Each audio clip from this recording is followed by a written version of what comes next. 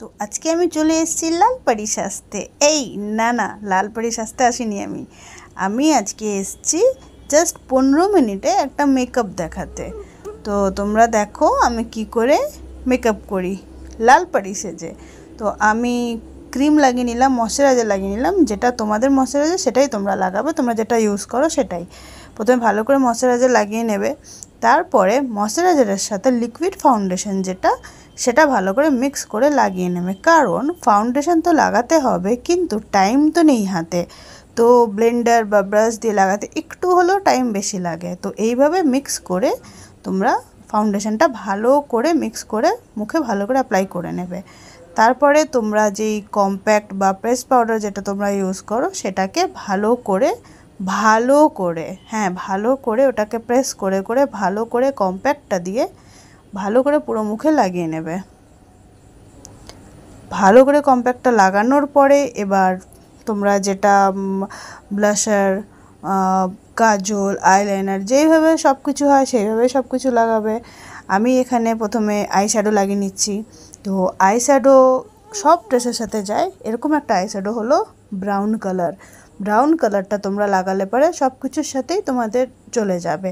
আর তাড়াহুড়োর মধ্যে কোনো কিছু করার দরকার নেই, বাস একটাই ব্রাউন কালার নেবে, নিয়ে ওটাই অ্যাপ্লাই করে দেবে ব্রাশ দিয়ে।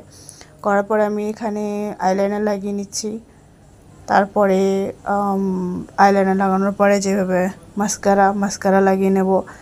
তারপরে অবশ্যই আইব্রোটা কিন্তু ডিফাইন করতে হবে, আইব্রোটা ভালো করে করে নিতে হবে। আইব্রো ঠিক করে করা হলে পরে মেকআপ ঠিক লাগবে। কিন্তু তুমি যদি ফুল মেকআপ করো আর যদি আইব্রোটা না করো, লাইট থাকে আইব্রো, তো সেটা দেখতে ভালো লাগে না। তো আইব্রোটা একটু ভালো করে তোমরা করবে। এবার আমি লিপস্টিক লাগিয়ে নিচ্ছি। লিপস্টিকটাও আমি ম্যাট লাগাচ্ছি, নিউড লিপস্টিক লাগাচ্ছি। তো রেড কালারের সাথে আমার মনে হলো রেড লাগালে পরে একটু বেশি লাউড লাগবে, সেই জন্য আমি ম্যাট নিউড কালারের একটা লিপস্টিক লাগিয়েছি। এবার কাজল লাগিয়ে নিলাম। এবার ইয়াররিং পরছি। এবার কনফিউজ আমি, ইয়াররিংয়ের মধ্যে আমি কোনটা পরবো। প্রথমে তো ভাবলাম দু রকমের দুটো কানে পরে বেরিয়ে যাই, মজা করছি।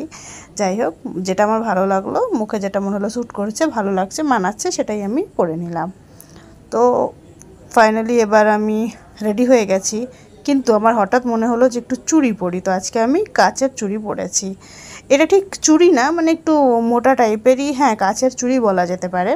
তো পরে আমি একদম ফুল রেডি হয়ে গেছি, লাল পরি সেজে গেছি। আমাকে 15 মিনিট টাইম দেওয়া হয়েছিল, তার মধ্যে আমি রেডি হয়ে গেছি। টাটা।